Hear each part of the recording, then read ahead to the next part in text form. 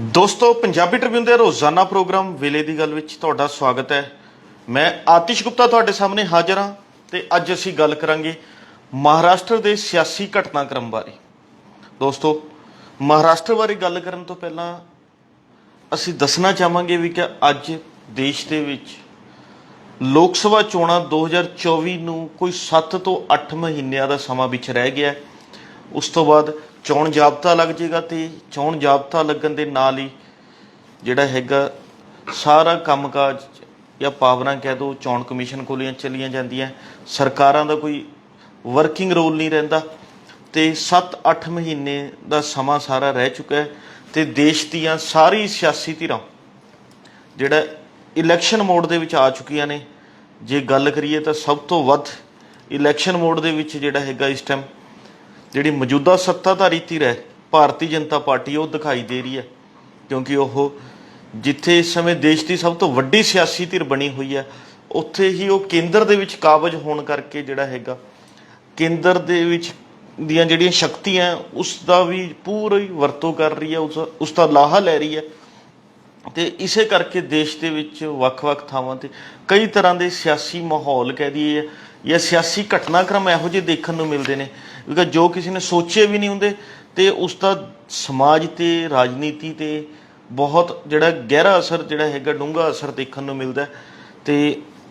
ਇਸ ਦੇ ਨਾਲ ਹੀ ਜਿੱਥੇ ਭਾਜਪਾ ਆਪਣੀ 9 ਸਾਲ ਦੀਆਂ ਪ੍ਰਾਪਤੀਆਂ ਨੂੰ ਲੈ ਕੇ ਲੋਕਾਂ 'ਚ ਜਾ ਰਹੀ ਹੈ, ਉਸ ਦਾ ਪ੍ਰਚਾਰ ਕਰ ਰਹੀ ਹੈ, ਲੋਕਾਂ ਨੂੰ ਆਪਣੇ ਨਾਲ ਲਾਉਣ ਦੀ ਕੋਸ਼ਿਸ਼ਾਂ ਕਰ ਰਹੀ ਹੈ, ਤਾਂ ਦੂਜੇ ਪਾਸੇ ਦੇਸ਼ ਦੀ ਵਿਰੋਧੀ ਧਿਰਾਂ 17 ਵਿਰੋਧੀ ਧਿਰਾਂ ਵੱਲੋਂ ਵੀ ਜਿਹੜਾ ਹੈਗਾ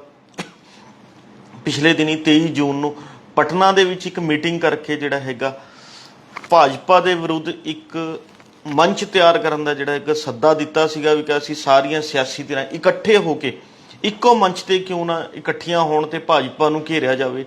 ਤੇ ਇਸ ਲਈ ਜਿਹੜਾ ਹੈਗਾ ਹੁਣ ਉਹਨਾਂ ਨੇ ਅਗਲੀ ਮੀਟਿੰਗ ਆਪਣੀ 17 ਤੇ 18 ਜੁਲਾਈ ਨੂੰ ਬੰਗਲੌਰ ਦੇ ਵਿੱਚ ਸੱਦੀ ਹੈ ਤੇ ਉੱਥੇ ਮੀਟਿੰਗ 'ਚ ਕੀ ਮੁੱਦੇ ਰਹਿਣਗੇ ਉਹ ਤਾਂ ਸਮੇਂ ਨਾਲ ਪਤਾ ਲੱਗੇਗਾ, ਪਰ ਵਿਰੋਧੀ ਧਿਰ ਵੀ ਤੇਜ਼ੀ ਨਾਲ ਜਿਹੜਾ ਹੈਗਾ ਅੱਗੇ ਵੱਧ ਰਿਹਾ। ਪਰ ਦੋਸਤੋ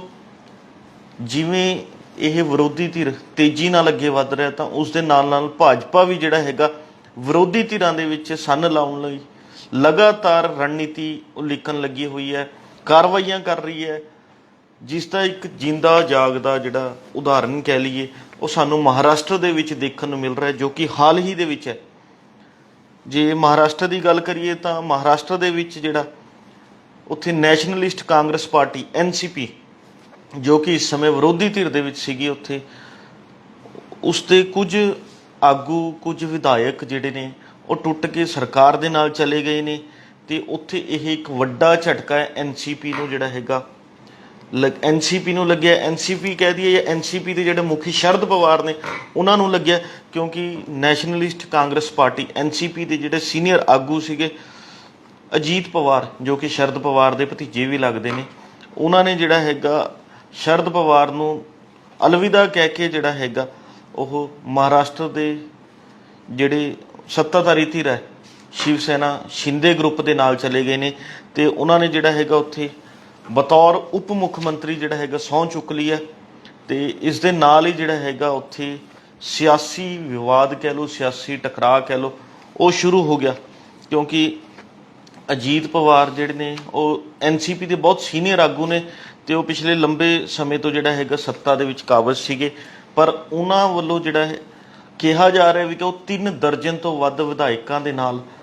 ਜਿਹੜਾ ਹੈਗਾ ਸ਼ਿੰਦੇ ਗਰੁੱਪ ਦੇ ਨਾਲ ਚਲੇ ਗਏ ਨੇ, ਸ਼ਿੰਦੇ ਗਰੁੱਪ ਦੀ ਹਮਾਇਤ ਕਰ ਰਹੇ ਨੇ। ਤਾਂ ਇਸ ਨਾਲ ਜਿਹੜਾ ਹੈਗਾ NCP ਨੂੰ ਇੱਕ ਵੱਡਾ ਝਟਕਾ ਲੱਗਿਆ ਤੇ ਉੱਥੇ ਹੀ ਜਿਹੜਾ ਹੈਗਾ ਇਹ ਸਪਸ਼ਟ ਤੌਰ ਤੇ ਭਾਜਪਾ ਨੇ ਵੀ ਦਿਖਾ ਦਿੱਤਾ ਵੀ ਕਿ ਭਾਜਪਾ ਜਿਹੜੀ ਹੈਗੀ ਉਹ ਕੁਝ ਵੀ ਕਰ ਸਕਦੀ ਹੈ, ਕਿਉਂਕਿ NCP ਦੇ ਵਿੱਚ ਜਿਹੜਾ ਇਹ ਟੁੱਟ ਫੁੱਟ ਹੋਈ ਹੈ ਉਸ ਲਈ ਸਿੱਧੇ ਤੌਰ ਤੇ ਸਾਡੇ ਸਿਆਸੀ ਮਾਹਰ ਮੰਨ ਰਹੇ ਨੇ ਵੀ ਕਿ ਇਹ ਭਾਜਪਾ ਵੱਲੋਂ ਹੀ ਸਾਰਾ ਕੁਝ ਕੀਤਾ ਜਾ ਰਿਹਾ, ਇਹ ਭਾਜਪਾ ਨੇ ਹੀ ਕਰਵਾਇਆ। ਤੇ ਇਸੇ ਕਰਕੇ ਜਿਹੜਾ ਹੈਗਾ ਭਾਜਪਾ ਨੇ ਦਿਖਾ ਦਿੱਤਾ ਵੀ ਕਿ ਭਾਜਪਾ ਜਿਹੜੀ ਹੈਗੀ ਆ ਉਹ ਕੁਝ ਵੀ ਕਰ ਸਕਦੀ ਹੈ, ਦੇਸ਼ ਦੀ ਸਿਆਸਤ ਦੇ ਵਿੱਚ ਬਣੇ ਰਹਿਣ ਲਈ ਜਿਹੜਾ ਹੈਗਾ ਉਹ ਕਿਸੇ ਵੀ ਹੱਦ ਤੱਕ ਜਾ ਸਕਦੀ ਹੈ ਜਾਂ ਕਿਸੇ ਵੀ ਸਿਆਸੀ ਧਿਰ ਦੇ ਵਿੱਚ ਜਿਹੜਾ ਹੈਗਾ ਉਹ ਸੰਨ ਲਾਉਣ ਦਾ ਕੰਮ ਕਰ ਸਕਦੀ ਹੈ, ਕਿਉਂਕਿ ਭਾਜਪਾ ਨੇ ਪਹਿਲੀ ਵਾਰ ਨਹੀਂ ਕੀਤਾ, ਕਈ ਵਾਰ ਕੀਤਾ ਤੇ ਭਾਜਪਾ ਦੇ ਕੁਝ ਆਗੂ ਇਸ ਗੱਲ ਦਾ ਦਾਅਵਾ ਵੀ ਕਰ ਰਹੇ ਨੇ ਵੀ ਵਿਰੋਧੀ ਧਿਰਾਂ ਇਕੱਠੀਆਂ ਹੋ ਕੇ ਸਾਡੇ ਵਿਰੁੱਧ ਲੜਾਈ ਲੜਨ ਦੀ ਤਾਂ ਤਿਆਰੀ ਕਰ ਰਹੀਆਂ ਨੇ ਠੀਕ ਹੈ, ਪਰ ਉਹ ਇਕੱਠੇ ਹੋਣ ਤੋਂ ਪਹਿਲਾਂ ਆਪਣੇ ਜਿਹੜੇ ਰਾਜਨੀਤਿਕ ਧਿਰਾਂ ਜਾਂ ਆਪਣੇ ਆਗੂ ਨੇ ਉਹਨਾਂ ਨੂੰ ਤਾਂ ਸੰਭਾਲ ਲੈਣ। ਇਸ ਤਰ੍ਹਾਂ ਦਾ ਕੁਝ ਭਾਜਪਾ ਆਗੂ ਵੀ ਦਾਅਵਾ ਕਰ ਰਹੇ ਨੇ ਤੇ ਭਾਜਪਾ ਨੇ ਇਹ ਕੋਈ ਪਹਿਲੀ ਵਾਰ ਹੈ ਜਿਹੜਾ ਦੇਸ਼ ਦੇ ਵਿੱਚ ਨਹੀਂ ਕੀਤਾ। ਇਸ ਤੋਂ ਪਹਿਲਾਂ ਜੇ ਦੇਖੀਏ ਤਾਂ ਮੱਧ ਪ੍ਰਦੇਸ਼ ਦੇ ਵਿੱਚ, ਗੋਆ ਦੇ ਵਿੱਚ ਤੇ ਹੋਰ ਵੀ ਕਈ ਸੂਬਿਆਂ ਦੇ ਵਿੱਚ ਕਾਂਗਰਸ ਨੂੰ ਜਿਹੜਾ ਹੈਗਾ ਇਸੇ ਤਰ੍ਹਾਂ ਕਾਂਗਰਸ ਦੇ ਵਿੱਚ ਭੰਨ ਤੋੜ ਕੀਤੀ ਹੈ ਤੇ ਸੱਤਾ ਦੇ ਵਿੱਚ ਕਾਬਜ਼ ਹੋਏ ਨੇ। ਤੇ ਹੁਣ ਵੀ ਲੱਗਦਾ ਹੈ ਵੀ ਕਿ ਇਹ ਕੋਈ ਖਤਮ ਹੋਣ ਵਾਲਾ ਕਿੱਸਾ ਨਹੀਂ ਹੈ, ਕਿਉਂਕਿ ਹਲੇ 7-8 ਮਹੀਨੇ ਦਾ ਸਮਾਂ ਸਰਕਾਰ ਕੋਲ ਪਿਆ ਹੈ। ਉਸ ਤੋਂ ਬਾਅਦ ਲੋਕ ਸਭਾ ਚੋਣਾਂ ਹੋਣਗੀਆਂ ਤੇ ਭਾਜਪਾ ਜਿਹੜੀ ਹੈਗੀ ਆ ਆਉਣ ਵਾਲੇ ਦਿਨਾਂ ਦੇ ਵਿੱਚ ਹੋਰ ਇਸ ਤਰ੍ਹਾਂ ਦੀ ਜਿਹੜਾ ਹੈਗਾ ਕਈ ਸੂਬਿਆਂ ਦੇ ਵਿੱਚ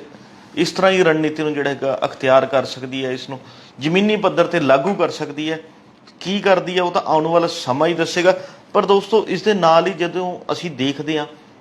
ਵੀ ਕਿ ਅੱਜ NCP ਕਹਿ ਲਓ ਜਾਂ ਇਹ ਸ਼ਿਵ ਸੈਨਾ ਕਹਿ ਲਓ, ਇਹ ਕਿਤੇ ਨਾ ਕਿਤੇ ਭਾਜਪਾ ਦੀ ਹਮਾਇਤ ਕਰਦੀਆਂ ਦਿਖਾਈ ਦੇ ਰਹੀਆਂ ਨੇ, ਭਾਜਪਾ ਦੇ ਨਾਲ ਜਾਂਦੀਆਂ ਦਿਖਾਈ ਦੇ ਰਹੀਆਂ ਨੇ। ਪਰ ਜਦੋਂ ਅਸੀਂ NCP ਦੇ ਪਿਛੋਕੜ 'ਤੇ ਨਜ਼ਰ ਮਾਰਦੇ ਹਾਂ ਤਾਂ ਉਹ ਵੀ ਕੋਈ ਜਿਹੜਾ ਹੈਗਾ ਕੋਈ ਇੰਨਾ ਵਧੀਆ ਨਹੀਂ ਰਿਹਾ, ਕਿਉਂਕਿ NCP ਦੇ ਜਿਹੜੇ ਮੁਖੀ ਨੇ ਜਾਂ ਕਹਿ ਲਓ NCP ਦੇ ਬਾਨੀ ਨੇ ਸ਼ਰਦ ਪਵਾਰ, ਉਹਨਾਂ ਦਾ ਵੀ ਪਿਛੋਕੜ ਜਿਹੜਾ ਹੈਗਾ ਇਹੋ ਜਿਹਾ ਹੀ ਰਿਹਾ ਵੀ ਕਿ ਉਹ ਸੱਤਾ 'ਚ ਰਹਿਣ ਲਈ ਜਿਹੜਾ ਹੈਗਾ ਕਿਸੇ ਨਾਲ ਵੀ ਜਾ ਸਕਦੇ ਨੇ, ਕੁਝ ਵੀ ਕਰ ਸਕਦੇ ਨੇ। ਬਸ ਉਹਨਾਂ ਦਾ ਮੁੱਖ ਮੰਤਵ ਸੱਤਾ ਦੇ ਵਿੱਚ ਬਣੇ ਰਹਿਣਾ, ਉਹਨਾਂ ਦਾ ਮੁੱਖ ਮੰਤਵ ਤਾਕਤਾਂ ਹਾਸਲ ਕਰਨਾ। ਕਿਉਂਕਿ ਜੇ ਅਸੀਂ ਪਾਰਟੀ ਦੇ ਪਿਛੋਕੜ 'ਤੇ ਦੇਖਦੇ ਹਾਂ, ਪਾਰਟੀ 'ਤੇ ਨਜ਼ਰ ਮਾਰਦੇ ਹਾਂ, ਸ਼ਰਦ ਪਵਾਰ ਦੇ ਸਿਆਸੀ ਜੀਵਨ 'ਤੇ ਨਜ਼ਰ ਮਾਰਦੇ ਹਾਂ ਤਾਂ ਕੁਝ ਗੱਲਾਂ ਇਹੋ ਜਿਹੀਆਂ ਨਿਕਲ ਕੇ ਸਾਹਮਣੇ ਆਉਂਦੀਆਂ ਜੋ ਕਿ ਇਹ ਸਭ ਕੁਝ ਸਪਸ਼ਟ ਕਰਦੀਆਂ ਨੇ। ਕਿਉਂਕਿ ਜੇ ਅਸੀਂ ਦੇਖੀਏ ਤਾਂ ਸ਼ਰਦ ਪਵਾਰ ਨੇ ਸਾਲ 1999 ਦੇ ਵਿੱਚ ਜਿਹੜਾ ਹੈਗਾ PA ਸੰਗਮਾ ਅਤੇ ਤਾਰੀਕ ਅਨਵਰ ਨਾਲ ਮਿਲ ਕੇ ਜਿਹੜਾ ਹੈਗਾ NCP ਦੀ ਸਥਾਪਨਾ ਕੀਤੀ ਸੀਗੀ। ਤੇ ਇਹ ਆਗੂ ਚਾਹੇ ਉਹ ਸ਼ਰਦ ਪਵਾਰ ਹੋਣ ਚਾਹੇ ਇਹ PA ਸੰਗਮਾ, ਤਾਰੀਕ ਜਿਹੜੇ ਅਨਵਰ ਨੇ, ਇਹਨਾਂ ਦੀ ਗੱਲ ਕਰੀਏ ਤਾਂ ਇਹ ਉਸ ਸਮੇਂ ਲਗਾਤਾਰ ਜਿਹੜਾ ਹੈਗਾ ਸੋਨੀਆ ਗਾਂਧੀ ਦਾ ਵਿਰੋਧ ਕਰ ਰਹੇ ਸੀ, ਕਿਉਂਕਿ ਸੋਨੀਆ ਗਾਂਧੀ ਨੂੰ ਕਾਂਗਰਸ ਦੀ ਪ੍ਰਧਾਨ ਬਣਾਇਆ ਗਿਆ ਸੀਗਾ ਤੇ ਇਹ ਸੋਨੀਆ ਗਾਂਧੀ ਦੇ ਵਿਰੋਧ 'ਚ ਆਵਾਜ਼ ਨੂੰ ਜਿਹੜਾ ਹੈਗਾ ਬੁਲੰਦ ਕਰ ਰਹੇ ਸੀ। ਪਰ ਇਸ ਦੇ ਬਾਵਜੂਦ ਜਿਹੜਾ ਹੈਗਾ ਸਾਲ 2004 ਦੇ ਵਿੱਚ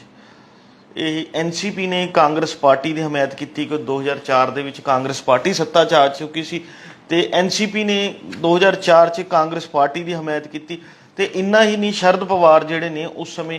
ਮਨਮੋਹਨ ਸਿੰਘ ਮੰਤਰੀ ਮੰਡਲ ਦੇ ਵਿੱਚ ਜਿਹੜਾ ਹੈਗਾ ਕੇਂਦਰੀ ਖੇਤੀਬਾੜੀ ਮੰਤਰੀ ਵੀ ਰਹੇ ਨੇ। ਉਹਨਾਂ ਨੇ ਸੱਤਾ ਦੇ ਲਾਲਚ ਇਹ ਕੁਝ ਕੀਤਾ। ਤੇ ਜਦੋਂ ਅਸੀਂ ਉਸ ਤੋਂ ਬਾਅਦ ਦੇਖੀਏ ਤਾਂ 2017 ਦੀ ਗੱਲ ਆਉਂਦੀ ਹੈ, ਕਿਉਂਕਿ 2017 ਦੇ ਵਿੱਚ ਭਾਰਤੀ ਜਨਤਾ ਪਾਰਟੀ ਨੇ ਜਿਹੜਾ ਹੈਗਾ ਉਹਨਾਂ ਨੂੰ, ਮੋਦੀ ਸਰਕਾਰ ਨੇ ਉਹਨਾਂ ਨੂੰ ਪਦਮ ਵਿਭੂਸ਼ਣ ਨਾਲ ਨਵਾਜਿਆ ਸੀ। ਤਾਂ ਉਸ ਸਮੇਂ ਵੀ ਜਿਹੜਾ ਹੈਗਾ ਇਸ ਤਰ੍ਹਾਂ ਦੀ ਕਈ ਤਰ੍ਹਾਂ ਦੀ ਕਿਆਸ ਲਾਈ ਗਈ ਸੀ ਕਿ ਵੀ ਕਿਆ ਹੁਣ NCP ਜਿਹੜੀ ਹੈਗੀ ਹੈ ਭਾਜਪਾ ਨਾਲ ਜਾ ਸਕਦੀ ਹੈ, ਭਾਜਪਾ ਦੇ ਨਾਲ ਜਿਹੜਾ ਹੈਗਾ ਗਠਜੋੜ ਕਰ ਸਕਦੀ ਹੈ। ਪਰ ਉਹਨਾਂ ਨੇ ਭਾਵੇਂ ਉਸ ਸਮੇਂ ਭਾਜਪਾ ਦਾ ਸਾਥ ਨਹੀਂ ਦਿੱਤਾ ਸੀ, ਪਰ 2019 ਜਾ ਕੇ ਉਹਨਾਂ ਨੇ ਜਿਹੜਾ ਹੈਗਾ ਸ਼ਿਵ ਸੈਨਾ, ਕਾਂਗਰਸ ਤੇ NCP ਦਾ ਇੱਕ ਗਠਜੋੜ ਬਣਾਇਆ, ਜੋ ਕਿ ਮਹਾ ਵਿਕਾਸ ਅਗਾੜੀ ਬਣਾਇਆ ਸੀਗਾ। ਤੇ ਉਸਨੇ ਚੋਣਾਂ ਲੜੀਆਂ ਤੇ ਉੱਥੇ ਉਹ ਮਹਾ ਜਿਹੜਾ ਵਿਕਾਸ ਅਗਾੜੀ ਬਣਾਈ ਸੀ ਉਹ ਜਿੱਤ ਵੀ ਹਾਸਲ ਕਰਦੀ ਹੈ। ਤੇ ਉਸ ਸਮੇਂ ਸ਼ਿਵ ਸੈਨਾ ਦੇ ਜਿਹੜੇ ਆਗੂ ਸੀਗੇ, ਪ੍ਰਮੁੱਖ ਸੀਗੇ ਉद्धਵ ਠਾਕਰੇ, ਉਹਨਾਂ ਨੂੰ ਮੁੱਖ ਮੰਤਰੀ ਬਣਾਇਆ ਗਿਆ ਸੀਗਾ। ਤੇ ਮੁੱਖ ਮੰਤਰੀ ਬਣਾਉਣ ਦੇ ਨਾਲ ਨਾਲ ਉਸ ਸਮੇਂ ਵੀ ਜਿਹੜਾ ਅਜੀਤ ਪਵਾਰ ਬਤੌਰ ਉਪ ਮੁੱਖ ਮੰਤਰੀ ਸਹੁੰ ਚੁੱਕਦੇ ਨੇ, ਕਿਉਂਕਿ ਇਹਨਾਂ ਨੂੰ ਉਪ ਮੁੱਖ ਮੰਤਰੀ ਬਣਾਇਆ ਗਿਆ ਸੀ। ਪਰ ਸਮੇਂ ਦੇ ਨਾਲ ਨਾਲ ਸ਼ਰਦ ਪਵਾਰ ਨੂੰ ਆਪਣੇ ਪਰਿਵਾਰ ਦਾ ਮੋਹ ਜਾਗਦਾ ਤੇ ਸ਼ਰਦ ਪਵਾਰ ਆਪਣੀ ਧੀ ਨੂੰ ਜਿਹੜਾ ਹੈਗਾ ਉਹ ਪਾਰਟੀ ਦੇ ਵਿੱਚ ਅੱਗੇ ਲੈ ਕੇ ਆਉਂਦੇ ਨੇ, ਪਾਰਟੀ 'ਚ ਐਕਟਿਵ ਕਰਦੇ ਨੇ। ਤੇ ਉਹ ਜਿਹੜੇ ਆਪਣੀ ਧੀ ਨੂੰ, ਸੁਪ੍ਰਿਆ ਨੂੰ, ਪਾਰਟੀ ਦਾ ਕਾਰਜਕਾਰੀ ਪ੍ਰਧਾਨ ਲਗਾ ਦਿੰਦੇ ਨੇ। ਤੇ ਕਿਤੇ ਨਾ ਕਿਤੇ ਉੱਥੇ ਤੋਂ ਹੀ ਜਿਹੜਾ ਹੈਗਾ ਅਜੀਤ ਪਵਾਰ ਤੇ ਉਹਨਾਂ 'ਚ ਜਿਹੜਾ ਆਪਸੀ ਮਤਭੇਦ ਸ਼ੁਰੂ ਹੋ ਜਾਂਦੇ ਨੇ। ਤੇ ਉਸੇ ਦੇ ਚੱਲਦਿਆਂ ਇਹ ਬਹੁਤ ਅੱਗੇ ਵੱਧਦੇ ਗਿਆ ਤੇ ਆਖਿਰਕਾਰ ਲੰਘੇ ਦਿਨ ਜਿਹੜਾ ਹੈਗਾ ਇਹ ਅਜੀਤ ਪਵਾਰ ਨੇ ਸ਼ਰਦ ਪਵਾਰ ਨੂੰ ਝਟਕਾ ਦਿੰਦਿਆਂ ਸ਼ਿੰਦੇ ਸਰਕਾਰ ਦੇ ਵਿੱਚ ਜਿਹੜਾ ਹੈਗਾ ਜਾਣ ਦਾ ਐਲਾਨ ਕੀਤਾ। ਉਹ ਇਕੱਲੇ ਹੀ ਨਹੀਂ ਗਏ, ਆਪਣੇ ਨਾਲ ਲਗਭਗ 3 ਦਰਜਨ ਤੋਂ ਵੱਧ ਜਿਹੜਾ ਹੈਗਾ ਵਿਧਾਇਕ ਵੀ ਲੈ ਕੇ ਗਏ ਨੇ। ਤੇ ਇਸ ਦੇ ਨਾਲ ਜਿਹੜਾ ਹੈਗਾ ਉਹਨਾਂ ਨੇ ਉੱਥੇ ਬਤੌਰ ਉਪ ਮੁੱਖ ਮੰਤਰੀ ਸਹੁੰ ਚੁੱਕ ਲਈ। ਤੇ ਜਿਵੇਂ ਆਪਾਂ ਪਹਿਲਾਂ ਗੱਲ ਕਰਕੇ ਹਟੇ ਹਾਂ ਕਿ ਸ਼ਰਦ ਪਵਾਰ ਸੱਤਾ 'ਚ ਰਹਿਣ ਲਈ ਬਹੁਤ ਕੁਝ ਕਰਦੇ ਰਹੇ ਨੇ। ਕਦੀ ਉਹ ਕਾਂਗਰਸ ਦਾ ਵਿਰੋਧ ਕਰਦੇ ਰਹੇ ਨੇ, ਕਾਂਗਰਸ ਦੀ ਪ੍ਰਧਾਨ ਸੋਨੀਆ ਗਾਂਧੀ ਦਾ, ਕਦੇ ਉਹ ਕਾਂਗਰਸ ਦੀ ਹਮਾਇਤ ਕਰਦੇ ਨੇ। ਤੇ ਇਹੋ ਜਿਹੀ ਕਈ ਚੀਜ਼ਾਂ ਦੇਖਣ ਨੂੰ ਮਿਲਦੀਆਂ। ਤੇ ਉਸੇ ਤਰ੍ਹਾਂ ਜਿਹੜਾ ਹੈਗਾ ਇਹ ਮੌਜੂਦਾ ਉਪ ਮੁੱਖ ਮੰਤਰੀ ਦੀ ਗੱਲ ਕਰ ਲਈਏ ਅਜੀਤ ਪਵਾਰ ਦੀ, ਤਾਂ ਅਜੀਤ ਪਵਾਰ ਦਾ ਵੀ ਕੁਝ ਇਹੋ ਜਿਹਾ ਹੀ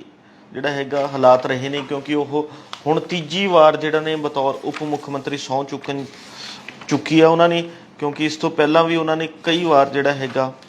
2 ਵਾਰ ਸਹੁੰ ਚੁੱਕ ਚੁੱਕੇ ਨੇ ਬਤੌਰ ਉਪ ਮੁੱਖ ਮੰਤਰੀ। ਸਭ ਤੋਂ ਪਹਿਲਾਂ ਤਾਂ ਉਹਨਾਂ ਨੇ 2019 'ਚ ਜਿਹੜਾ ਹੈਗਾ ਉਪ ਮੁੱਖ ਮੰਤਰੀ ਵਜੋਂ ਸਹੁੰ ਚੁੱਕੀ ਸੀ। ਫਿਰ ਉਹਨਾਂ ਨੂੰ ਕੁਝ ਹਾਲਾਤ ਇਹੋ ਜਿਹੇ ਬਣੇ ਵੀ ਕਿ ਉਹਨਾਂ ਨੂੰ ਦੇਵੇਂਦਰ ਫਡਨਵੀਸ ਦੀ ਅਗਵਾਈ ਹੇਠ ਜਿਹੜਾ ਭਾਜਪਾ ਦੀ ਸਰਕਾਰ ਬਣੀ, ਫਿਰ ਉਹਨਾਂ ਨੇ ਉਸ ਦੇ ਵਿੱਚ ਬਤੌਰ ਉਪ ਮੁੱਖ ਮੰਤਰੀ ਸਹੁੰ ਚੁੱਕੀ ਅਤੇ ਹੁਣ ਜਿਹੜਾ ਹੈਗਾ ਲਗਾਤਾਰ ਤੀਜੀ ਵਾਰ ਉਹ ਸਹੁੰ ਚੁੱਕ ਰਹੇ ਨੇ। ਅਤੇ ਇਸ ਤੋਂ ਪਤਾ ਲੱਗਦਾ ਵੀ ਕਿ ਅਜੀਤ ਪਵਾਰ ਦਾ ਵੀ ਮੁੱਖ ਮੰਤਵ ਜਿਹੜਾ ਇਹੀ ਹੈ ਵੀ ਸਿਆਸਤ ਦੇ ਵਿੱਚ ਬਣੇ ਰਹਿਣਾ। ਪਰ ਦੋਸਤੋ, ਇਸ ਸਾਰੇ ਘਟਨਾਕ੍ਰਮ ਦੇ ਵਿੱਚ ਕਿਤੇ ਨਾ ਕਿਤੇ ਸ਼ਰਦ ਪਵਾਰ ਨੇ ਚੁੱਪੀ ਤੋੜੀ ਹੈ, ਅਤੇ ਸ਼ਰਦ ਪਵਾਰ ਨੇ ਜਿਹੜਾ ਹੈਗਾ ਚੁੱਪੀ ਤੋੜਦਿਆਂ ਹੀ ਜਿੱਥੇ ਭਾਜਪਾ ਨੂੰ ਨਿਸ਼ਾਨੇ 'ਤੇ ਲਿਆ, ਉੱਥੇ ਕਿਤੇ ਨਾ ਕਿਤੇ ਅਜੀਤ ਪਵਾਰ ਬਾਰੇ ਵੀ ਟਿੱਪਣੀਆਂ ਕੀਤੀਆਂ। ਕਿਉਂਕਿ ਸਭ ਤੋਂ ਪਹਿਲਾਂ ਤਾਂ ਸ਼ਰਦ ਪਵਾਰ ਨੇ ਜਿਹੜਾ ਹੈਗਾ ਮੋਦੀ ਸਰਕਾਰ ਦਾ ਧੰਨਵਾਦ ਕੀਤਾ ਵੀ ਕਿ ਉਹਨਾਂ ਨੇ ਕਹਿੰਦੇ ਸਾਡੀ ਪਾਰਟੀ 'ਚ ਉਹਨਾਂ ਨੇ ਬਹੁਤ ਵਧੀਆ ਕੰਮ ਕੀਤਾ, ਜਿਹੜਾ ਫੁੱਟ ਪਵਾਉਣ ਦੀ ਕੋਸ਼ਿਸ਼ ਕੀਤੀ ਹੈ। ਪਰ ਇਸ ਦੇ ਨਾਲ ਹੀ ਜਿਹੜਾ ਹੈਗਾ ਸ਼ਰਦ ਪਵਾਰ ਨੇ ਕੁਝ ਇਹੋ ਜਿਹੀਆਂ ਗੱਲਾਂ ਕਹੀਆਂ ਜਿਸ ਤੋਂ ਸਪਸ਼ਟ ਹੁੰਦਾ ਹੈ ਵੀ ਕਿਤੇ ਨਾ ਕਿਤੇ ਸਾਰੇ ਕੰਮ ਦੇ ਵਿੱਚ ਸ਼ਰੇਆਮ ਭਾਜਪਾ ਦਾ ਹੱਥ ਹੋ ਸਕਦਾ ਹੈ। ਕਿਉਂਕਿ ਉਹਨਾਂ ਨੇ ਕਿਹਾ ਵੀ ਕਿ ਇਹ ਜੋ ਕੁਝ ਹੋਇਆ ਇਸ ਲਈ ਜਿਹੜਾ ਹੈਗਾ ਇਨਫੋਰਸਮੈਂਟ ਡਾਇਰੈਕਟੋਰੇਟ ਈਡੀ ਦਾ ਸਭ ਤੋਂ ਵੱਡਾ ਹੱਥ ਹੈ। ਕਿਉਂਕਿ ਮੋਦੀ ਸਰਕਾਰ ਵੱਲੋਂ ਪਿਛਲੇ ਕੁਝ ਸਮੇਂ ਤੋਂ ਮਹਾਰਾਸ਼ਟਰ ਦੇ ਵਿੱਚ ਐਨਸੀਪੀ ਆਗੂਆਂ ਦੇ ਈਡੀ ਵੱਲੋਂ ਜਿਹੜਾ ਹੈਗਾ ਕਾਰਵਾਈ ਕਰਵਾਈ ਜਾ ਰਹੀ ਸੀ, ਉੱਥੇ ਇਨਕੁਆਇਰੀਆਂ ਸ਼ੁਰੂ ਕੀਤੀਆਂ ਹੋਈਆਂ ਸੀ। ਅਤੇ ਉਹਨਾਂ ਨੇ ਕਿਹਾ ਵੀ ਕਿ ਉਹ ਈਡੀ ਦੇ ਡਰੋਂ ਹੀ ਜਿਹੜਾ ਹੈਗਾ ਉਹ ਭਾਜਪਾ ਦੇ ਇਸ਼ਾਰੇ 'ਤੇ ਸ਼ਿੰਦੇ ਗਰੁੱਪ ਦੇ ਨਾਲ ਗਏ ਨੇ। ਕਿਉਂਕਿ ਸ਼ਰਦ ਪਵਾਰ ਦਾ ਦਾਅਵਾ ਇਹ ਵੀ ਕਿ ਉਹ ਜਿਹੜੇ ਇਹ ਸਿਆਸੀ ਧਿਰ ਹੈ, ਇਹ ਸਿਆਸੀ ਆਗੂ ਜਿਹੜੇ ਗਏ ਨੇ ਉਹਨਾਂ 'ਚ ਜ਼ਿਆਦਾਤਰ ਆਗੂਆਂ ਦੇ ਵਿਰੁੱਧ ਈਡੀ ਦੀ ਜਿਹੜਾ ਹੈਗਾ ਜਾਂਚ ਚੱਲ ਰਹੀ ਸੀ, ਈਡੀ ਵੱਲੋਂ ਕਾਰਵਾਈ ਕੀਤੀ ਜਾ ਰਹੀ ਸੀ, ਅਤੇ ਉਹ ਉਸ ਦੇ ਡਰੋਂ ਹੀ ਗਏ ਨੇ। ਅਤੇ ਉਹਨਾਂ ਨੇ ਨਾਲ ਇਹ ਵੀ ਕਿਹਾ ਵੀ ਕਿ ਜਿੰਨੇ ਵੀ ਆਗੂ ਚਲੇ ਗਏ ਭਾਵੇਂ, ਪਰ ਉਸ 'ਚੋਂ ਕਈ ਆਗੂ ਉਹਨਾਂ ਦੇ ਸੰਪਰਕ ਵਿੱਚ ਵੀ ਨੇ ਜਿਹੜੇ ਕਿ ਆਉਣ ਵਾਲੇ 2-4 ਦਿਨਾਂ ਦੇ ਵਿੱਚ ਆਪਣਾ ਸਟੈਂਡ ਸਪਸ਼ਟ ਕਰ ਦੇਣਗੇ। ਪਰ ਸ਼ਰਦ ਪਵਾਰ ਨੇ ਇੱਕ ਚੀਜ਼ ਸਪਸ਼ਟ ਤੌਰ 'ਤੇ ਕਹੀ ਹੈ ਵੀ ਕਿ ਉਹ ਇਹਨਾਂ ਚੀਜ਼ਾਂ ਨਾਲ ਘਬਰਾਉਣ ਵਾਲੇ ਨਹੀਂ ਹੈ। ਉਹ 2024 ਦੀਆਂ ਚੋਣਾਂ 'ਚ ਜ਼ੋਰ ਸ਼ੋਰ ਨਾਲ ਪ੍ਰਚਾਰ ਕਰਨਗੇ, ਪਾਰਟੀ ਨੂੰ ਮਜ਼ਬੂਤੀ ਨਾਲ ਅੱਗੇ ਲੈ ਕੇ ਜਾਣਗੇ ਵੀ ਕਿ ਇਹੋ ਜਿਹੀ ਗੱਲਾਂ ਸ਼ਰਦ ਪਵਾਰ ਨੇ ਕੀਤੀਆਂ। ਪਰ ਦੋਸਤੋ, ਇਹਨਾਂ ਸਾਰੇ ਘਟਨਾਕ੍ਰਮਾਂ ਤੋਂ ਇੱਕ ਚੀਜ਼ ਨਿਕਲ ਕੇ ਸਪਸ਼ਟ ਤੌਰ 'ਤੇ ਸਾਹਮਣੇ ਆਉਂਦੀ ਹੈ ਵੀ ਕਿ ਮੌਜੂਦਾ ਸਮੇਂ ਦੇ ਵਿੱਚ ਜਿੰਨੀ ਵੀ ਸਿਆਸੀ ਧਿਰ ਹੈ ਉਹਨਾਂ ਦੀ ਕੋਈ ਆਪਣੀ ਵਿਚਾਰਧਾਰਾ ਨਹੀਂ ਰਹੀ, ਕੋਈ ਆਪਣਾ ਸਟੈਂਡ ਨਹੀਂ ਰਿਹਾ, ਕੋਈ ਵਿਚਾਰਧਾਰਕ ਤੌਰ 'ਤੇ ਸਟੈਂਡ ਨਹੀਂ ਹੈ, ਜਾਂ ਕੋਈ ਉਹ ਇਸ ਤਰ੍ਹਾਂ ਨਹੀਂ ਹੈ ਵੀ ਕਿ ਉਹ ਜੇ ਵਿਰੋਧੀ ਧਿਰ ਦੇ ਵਿੱਚ ਰਹਿਣਾ ਪੈ ਜੇ ਤਾਂ ਰਹਿ ਸਕਣ। ਇਸ ਸਮੇਂ ਜਿੰਨੀ ਮੌਜੂਦਾ ਸਿਆਸੀ ਧਿਰ ਹੈ, ਸਿਆਸੀ ਆਗੂ ਨੇ, ਜਾਂ ਦੇਸ਼ ਦੇ ਵਿੱਚ ਛੋਟੀ ਚਾਹੇ ਵੱਡੀ ਸਿਆਸੀ ਧਿਰ ਨਾਲ ਜੁੜ ਕੇ ਸਿਆਸਤ ਕਰ ਰਹੇ ਨੇ ਜਿੰਨੇ ਵੀ ਆਗੂ, ਉਹਨਾਂ ਦਾ ਮੁੱਖ ਮੰਤਵ ਸੱਤਾ ਦੇ ਵਿੱਚ ਰਹਿਣਾ ਹੈ, ਸੱਤਾ ਦੇ ਵਿੱਚ ਰਹਿ ਕੇ ਤਾਕਤਾਂ ਹਾਸਲ ਕਰਨਾ ਹੈ। ਕਿਉਂਕਿ ਇਹ ਸਾਰੀ ਚੀਜ਼ ਇਸੇ ਚੀਜ਼ ਨੂੰ ਦਰਸਾਉਂਦੀ ਹੈ ਵੀ ਕਿ ਸ਼ਰਦ ਪਵਾਰ ਵੀ ਇਵੇਂ ਕਰਦੇ ਰਹੇ ਨੇ, ਅੱਗੇ ਅਜੀਤ ਪਵਾਰ ਵੀ ਇਸੇ ਤਰ੍ਹਾਂ ਕਰ ਰਹੇ ਨੇ, ਹੋਰ ਵੀ ਦੇਸ਼ ਦੀ ਸਿਆਸੀ ਧਿਰ ਹੈ ਜਾਂ ਸਿਆਸੀ ਆਗੂ ਨੇ ਉਹ ਸੱਤਾ ਦੇ ਵਿੱਚ ਬਣੇ ਰਹਿਣ ਲਈ ਜਾਂ ਤਾਕਤਾਂ ਹਾਸਲ ਕਰਨ ਲਈ ਇਹੋ ਜਿਹੀਆਂ ਹੀ ਚੀਜ਼ਾਂ ਕਰਦੀਆਂ ਨੇ, ਜਦੋਂ ਕਿ ਸਿਆਸੀ ਧਿਰਾਂ ਦਾ ਮੁੱਖ ਮੰਤਵ ਲੋਕਾਂ ਦਾ ਵਿਕਾਸ, ਸੂਬੇ ਦਾ ਵਿਕਾਸ, ਦੇਸ਼ ਦਾ ਵਿਕਾਸ ਹੋਣਾ ਚਾਹੀਦਾ। ਪਰ ਇਸ ਸਮੇਂ ਦੇਸ਼ ਦੇ ਜਿੰਨੇ ਵੀ ਸਿਆਸੀ ਆਗੂ ਨੇ ਉਹ ਲੋਕਾਂ ਨੂੰ ਅਤੇ ਸੂਬਿਆਂ ਨੂੰ, ਦੇਸ਼ ਨੂੰ ਛੱਡ ਕੇ ਉਹ ਕਿਤੇ ਨਾ ਕਿਤੇ ਆਪਣੇ ਵਿਕਾਸ ਵੱਲ ਵੱਧ ਧਿਆਨ ਕੇਂਦਰਿਤ ਕਰ ਰਹੇ ਨੇ, ਅਤੇ ਇਸੇ ਕਰਕੇ ਦੇਸ਼ ਦੇ ਵਿੱਚ ਇਹੋ ਜਿਹੇ ਹਾਲਾਤ ਬਣਦੇ ਜਾ ਰਹੇ ਨੇ। ਪਰ ਹੁਣ ਦੇਖਣਾ ਇਹੀ ਹੋਵੇਗਾ ਵੀ ਕਿ ਲੋਕ ਸਭਾ ਚੋਣਾਂ ਨੂੰ ਸਮਾਂ ਬਹੁਤ ਥੋੜ੍ਹਾ ਰਹਿ ਚੁੱਕਾ, 7 ਤੋਂ 8 ਮਹੀਨੇ ਦਾ ਸਮਾਂ ਬਚਿਆ ਵੀ ਪਰ ਸਾਡੇ ਦੇਸ਼ ਦੇ ਲੋਕ ਪਹਿਲਾਂ ਵੀ ਜਾਗਰੂਕ ਬਹੁਤ ਸੀ, ਪਰ ਹੁਣ ਸਮੇਂ ਦੇ ਨਾਲ ਜਿਹੜੀ ਯੁਵਾ ਪੀੜ੍ਹੀ ਆ ਰਹੀ ਹੈ, ਨੌਜਵਾਨ ਆ ਰਹੇ ਨੇ, ਉਹ ਵੱਧ ਪੜ੍ਹੇ ਲਿਖੇ, ਵੱਧ ਜਾਗਰੂਕ ਨੇ, ਉਹ ਇਹੋ ਜਿਹੀ ਸਾਰੀ ਰਾਜਨੀਤੀਆਂ ਨੂੰ ਸਿਆਸੀ ਧਿਰਾਂ ਦੀਆਂ ਸਮਝਦੇ ਨੇ ਅਤੇ ਉਸ ਤੋਂ ਬਾਅਦ ਹੀ ਕੋਈ ਨਾ ਕੋਈ ਫੈਸਲਾ ਲੈਂਦੇ ਨੇ। ਹੁਣ ਦੇਖਣਾ ਇਹੀ ਹੋਵੇਗਾ ਵੀ ਕਿ 2024 ਦੀਆਂ ਲੋਕ ਸਭਾ ਚੋਣਾਂ 'ਚ ਸਿਆਸੀ ਧਿਰਾਂ ਨੇ ਤਾਂ ਆਪਣੇ ਵੋਟ ਬੈਂਕ ਨੂੰ ਬਚਾਉਣ ਲਈ ਜਾਂ ਵੋਟਾਂ ਹਾਸਲ ਕਰਨ ਲਈ ਕੁਝ ਨਾ ਕੁਝ ਜੋੜ ਤੋੜ ਜਾਂ ਰਣਨੀਤੀ ਅਖਤਿਆਰ ਕਰਨੀ ਸ਼ੁਰੂ ਕਰ ਦਿੱਤੀ ਹੈ। ਪਰ ਸਾਡੇ ਦੇਸ਼ ਦਾ ਜਿਹੜਾ ਜਾਗਰੂਕ ਵੋਟਰ ਹੈ ਉਹ ਕੀ ਫੈਸਲਾ ਲਵੇਗਾ, ਉਸ ਦੀ ਕੀ ਸੋਚ ਹੈ, ਕੀ ਉਹ ਸੋਚ ਕੇ ਕੀ ਵਿਚਾਰ ਕੇ ਵੋਟ ਪਾਵੇਗਾ, ਇਹ ਤਾਂ ਆਉਣ ਵਾਲਾ ਸਮਾਂ ਹੀ ਦੱਸੇਗਾ। ਪਰ ਪੰਜਾਬੀ ਟ੍ਰਿਬਿਊਨ ਤੁਹਾਡੇ ਤੱਕ ਇਹੋ ਜਿਹੇ ਜਨਤਕ ਮੁੱਦਿਆਂ ਨੂੰ ਅਤੇ ਲੋਕਾਂ ਦੀਆਂ ਸਮੱਸਿਆਵਾਂ ਨੂੰ ਤੁਹਾਡੇ ਤੱਕ ਪਹੁੰਚਾਉਂਦਾ ਰਹੇਗਾ, ਤੁਹਾਡੇ ਅੱਗੇ ਰੱਖਦਾ ਰਹੇਗਾ। ਅਤੇ ਕੱਲ੍ਹ ਨੂੰ ਫੇਰ ਇਸੇ ਸਮੇਂ ਇੱਕ ਨਵੇਂ ਮੁੱਦੇ 'ਤੇ ਗੱਲਬਾਤ ਕਰਾਂਗੇ ਪ੍ਰੋਗਰਾਮ ਵੇਲੇ ਦੀ ਗੱਲ ਵਿੱਚ। ਧੰਨਵਾਦ।